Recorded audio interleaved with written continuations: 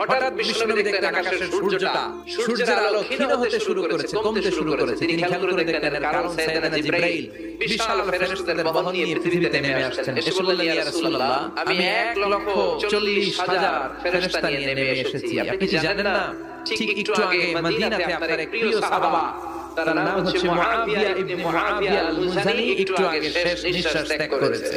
সাইয়েদনা জিবরাইল বললেন, ও নবী, আপনি কি আপনার প্রাণের সাহাবীর জন্য গায়েবানা জানাজা পড়বেন না? বিশ্বনবী বললেন, অবশ্যই পড়ব।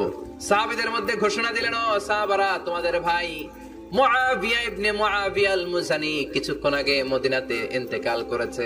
তোমাদের ভাইদের জন্য সবাই বাইরে বের হয়ে আসো, এই মুহূর্তে আমরা গায়েবানা জানাজা পড়ব। বিশ্বনবী প্রথম কাতারে দাঁড়ালেন, হাজার হাজার সাহাবারা লাইন ধরে দাঁড়ালো।